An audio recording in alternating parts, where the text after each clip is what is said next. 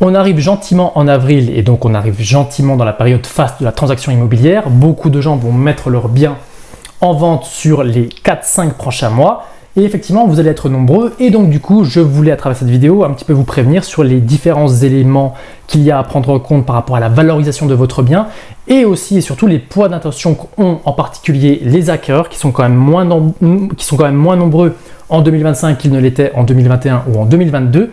Par conséquent, je veux quand même un petit peu vous alerter et essayer que vous preniez conscience des choses, histoire que vous puissiez faire correctement vos évaluations dans la mesure où vous êtes vendeur. Donc tout d'abord, un point qui est important, qui l'est devenu je trouve ces dernières années et qui ne l'était pas forcément auparavant, c'est tout l'aspect tranquillité et sécurité que peut proposer votre appartement ou votre maison. Au niveau de la tranquillité, l'un des points noirs qu'il peut y avoir notamment en campagne, c'est si vous êtes proche d'une route qui est extrêmement passante. Eh bien ça, c'est quelque chose qui va être plus ou moins négatif si les gens ne peuvent pas dormir la porte ouverte, notamment en campagne, parce que c'est ce que l'on va rechercher, la fenêtre ouverte, pardon, eh bien ça va être un point bloquant et donc essayez d'y faire attention, notamment au niveau de la valorisation. Parce que oui, j'ai de plus en plus de personnes qui m'appellent, peu importe le bien, peu importe le secteur, l'un des points qui est ultra recherché aujourd'hui, c'est de pouvoir faire du bruit sans déranger les autres et ne pas être dérangé par le bruit des autres. Donc au niveau de votre bien, est-ce qu'il est isolé au niveau phonique? Est-ce qu'il est proche d'une route? Est-ce que les voisins d'à côté ne vous entendent pas? Et surtout, est-ce que vous ne dérangez pas le voisin du dessous? Et est-ce que le voisin du dessus ne vous dérange pas? D'ailleurs, il n'y a pas longtemps, j'ai eu une personne qui est venue visiter un bien et il s'avère qu'on avait tout le bloc à vendre et il m'a dit écoutez, voilà, ce que je vous propose, c'est que vous allez en bas, vous sautez, je vais sauter sur le bien et vous me dites si vous m'entendez ou pas. Et effectivement, c'est à ce moment-là qu'on a pu détecter qu'il y avait quand même un gros problème d'isolation phonique et donc du coup, il a pris en compte, cet acquéreur, le fait qu'il aurait fallu remettre du placo phonique à cet endroit-là et donc du coup, il en a pris en compte lors de son offre. Donc ça, c'est quelque chose où j'avais pas spécialement régulièrement des demandes par rapport à ça et aujourd'hui, c'est quand même ultra fréquent. D'ailleurs, l'une des choses que l'on remarque chez notamment les promoteurs, c'est qu'ils revendent ça, c'est-à-dire qu'ils vont dire écoutez, dans mon bien, vous pouvez crier autant que vous voulez, votre voisin ne vous entendra pas.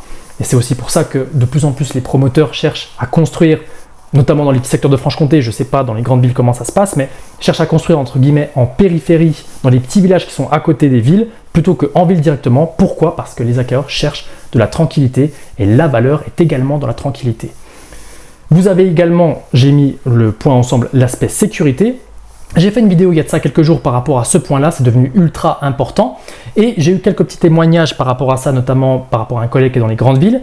L'aspect sécurité, une porte qui est correctement renforcée ou vraiment une copropriété qui est correctement grillagée, ça a de la valeur dans les zones où il y a de l'insécurité depuis longtemps.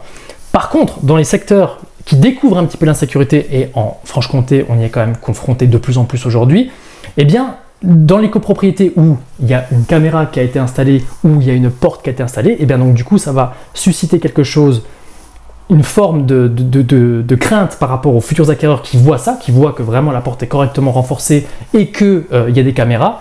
Et bien à ce compte-là, par contre, ça va être un petit peu l'inverse. Il va prendre peur, il va se dire mais c'est bizarre, dans ce bien-là, il y a besoin d'autant de sécurité, c'est quand même bizarre. Donc c'est vrai que quelque chose qui est positif dans les grandes villes ne l'est pas forcément dans les petites villes qui découvrent un petit peu les insécurités, comme on peut en avoir dans certaines villes de Franche-Comté. Malheureusement, on est en train un petit peu de goûter tout ça.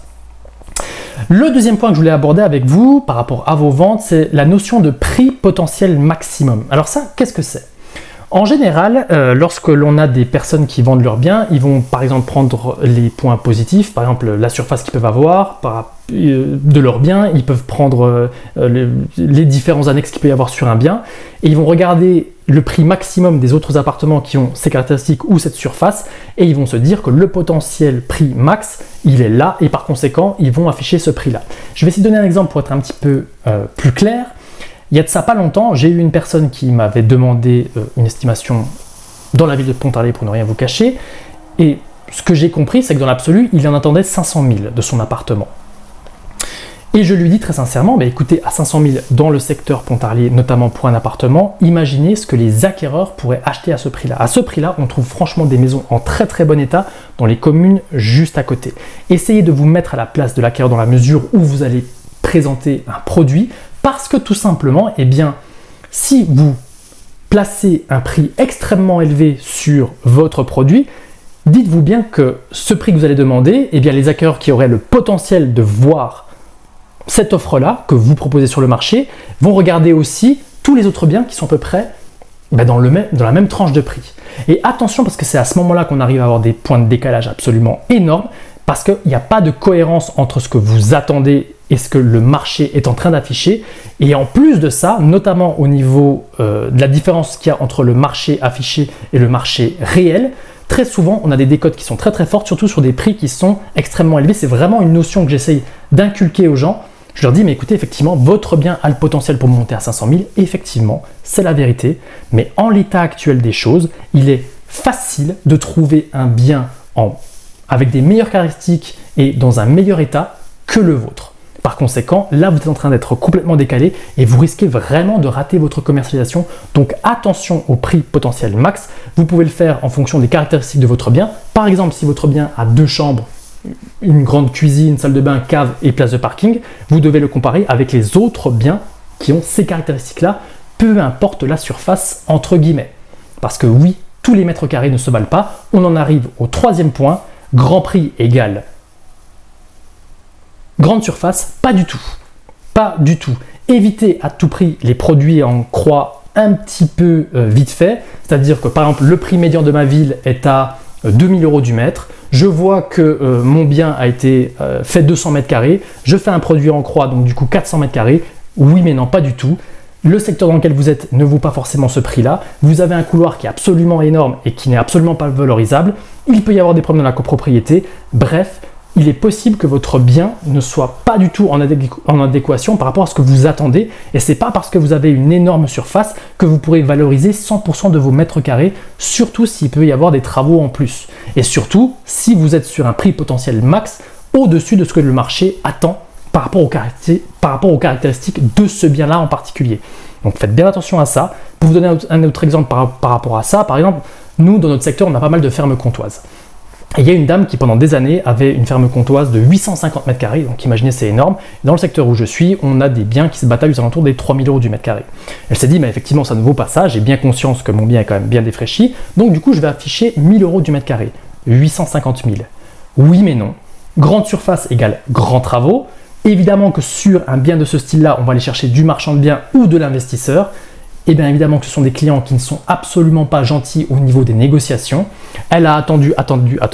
On s'est retrouvé 10 ans après et au final, le produit est parti à 250 000 € et honnêtement, c'est ce qu'il valait. Honnêtement, si elle avait pris un prix plus agressif, plus rapidement, en mettant 500 € du mètre carré, donc 400 000 €, et bien il y a 10 ans, elle aurait pu les avoir. Et en plus, 400 000 € il y a 10 ans valaient plus que 400 000 € aujourd'hui. Bref, ça a été une petite gourmandise qu'elle s'est offerte et que finalement elle n'a pas digéré. Et donc, elle a quand même perdu pas mal de temps, 10 ans et quand même pas mal d'argent, à mon humble avis, 150 000 €. Donc du coup, attention à ça, vos grandes surfaces ne sont pas forcément valorisables, surtout sur les vieux bâtiments ou même sur les grands appartements. Vous devez réfléchir caractéristiques et grand prix est différent de grande surface. Par ailleurs, on arrive maintenant sur toute la notion de travaux et c'est ça qui fait peur énormément aux acquéreurs aujourd'hui. On a des dépenses, on a deux types de dépenses différents. J'ai envie de vous dire, il y a les dépenses de muscles et il y a les dépenses de gras. Les dépenses de muscles, c'est tout ce qui va avoir à faire à tout ce qui va être énergétique, toutes les isolations, couvertures, maçonnerie, façade, toutes ces choses-là. Et les dépenses de gras, donc là, ça va être tout ce qui va être cuisine, revêtement de salle de bain, revêtement au niveau des sols, peinture, papier peint, etc., etc. Et donc, vous avez une notion de valeur intrinsèque qui est le muscle et de valeur perçue qui est le gras. J'aime bien expliquer les choses un petit peu de cette manière parce que vous ne pouvez pas cacher votre déficience de muscle par du gras. Et on a beaucoup de gens, par exemple, qui me posent des questions, qui savent qu'ils ont un bien qui est un petit peu défraîchi, qui se disent « Oui, mais regardez, si je mets un petit peu de peinture à cet endroit-là, si je change la cuisine, si je fais ça, si je fais ça… » Non. Les gens aujourd'hui ne sont pas dupes, les acquéreurs sont extrêmement renseignés et donc du coup, vous ne pouvez pas vous permettre d'essayer de faire du cache-misère en ayant juste un petit coup de peinture. J'ai envie de vous dire, dans la mesure où vous savez que votre bien est défraîchi et qu'il est un petit peu vieillissant, débrouillez-vous simplement pour qu'il soit propre et tenez compte du prix et tenez en compte dans votre prix pour retrouver un gros niveau de liquidité. Ce qui fait peur aux acheteurs. la plupart des acheteurs, 90% des acheteurs ne sont pas des spécialistes en bâtiment. Et ils estiment toujours les travaux beaucoup trop chers parce que tout simplement, ils ne savent pas ce qui est possible de faire. Et ils ont raison, parce que c'est vrai qu'un artisan, dans la mesure où il voit qu'il y a quelqu'un qui ne s'y connaît pas spécialement, il va faire son gras, enfin bon bref, il ne va pas faire du travaux récurrent chez lui. Donc du coup, effectivement, les travaux vont être un peu plus chers pour un particulier lambda que pour un professionnel comme moi, qui a souvent des salles de bain, des cuisines, des travaux de façade à refaire. Il va y avoir un petit delta de prix, on va dire, entre guillemets. Mais en tout cas, de manière générale, ils pensent qu'il y en a pour extrêmement cher et ils ne sont pas des spécialistes, ils ne le savent pas, ils vont juste regarder des choses qu'ils voient sur internet, ils vont juste entendre des histoires qu'ils ont entendues à droite ou à gauche, et donc du coup, un bien où il y a beaucoup de travaux, ça va faire peur de manière générale. Et plus votre prix va être élevé par rapport à ce que vous demandez, moins il va y avoir de tolérance aux travaux. Et on en retourne à la notion de prix potentiel max. Plus vous affichez un prix potentiel max sur votre secteur, ben, plus la tolérance aux travaux qui a réalisé va être faible. Donc ayez bien conscience de ça, ayez bien conscience que les acquéreurs ne savent pas combien coûtent les travaux, ce ne sont pas des spécialistes là-dedans, ils ne veulent pas devenir des spécialistes et par conséquent, vous devez y faire très attention si vous avez des travaux de gras et des travaux de muscles. En parlant des travaux de muscles, comment est-ce qu'ils sont valorisés et comment est-ce qu'ils sont perçus? Ils sont perçus à travers le DPE et ça c'est le 5e point. Le DPE aujourd'hui est une notion importante pour les acquéreurs, bien que à mon humble avis, et je vais faire une vidéo là-dessus parce que c'est en train à nouveau de chauffer cette notion-là de DPE, on est en train à nouveau de refaire un point, il y a eu une émission complément d'enquête ou je sais pas quoi qui est tombée là-dessus. Le DPE, c'est un document qui est absolument bidon.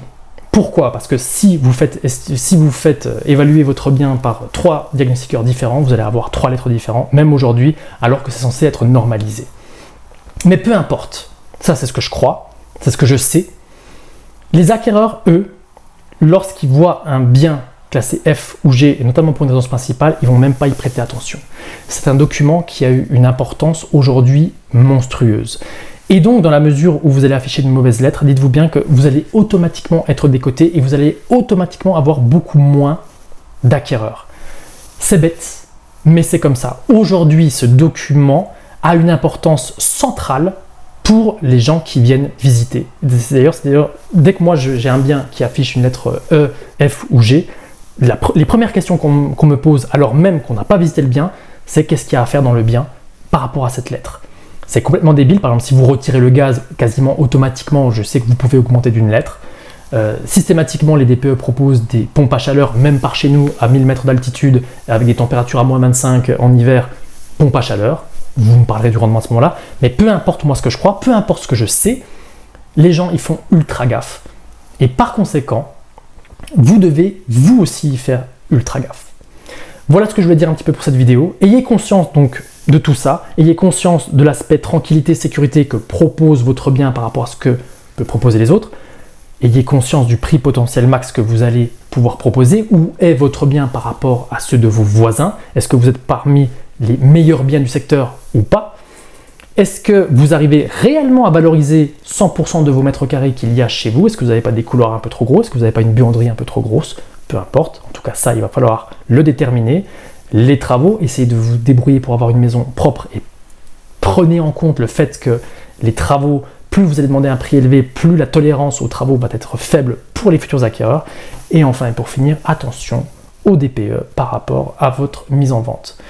N'hésitez pas à me dire ce que vous en pensez dans les commentaires, j'ai hâte de voir un petit peu ce que vous en pensez. Si vous avez besoin de reprécision par rapport au prix potentiel max, je referai une petite vidéo parce que je sens que c'est pas clair. En tout cas, ce qui est sûr, c'est qu'il va y avoir une vidéo sur le DPE assez conséquente parce que franchement, là, ils sont en train à nouveau de s'énerver là-dessus.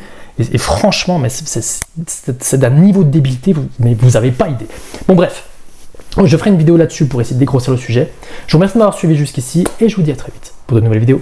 Ciao, ciao, ciao.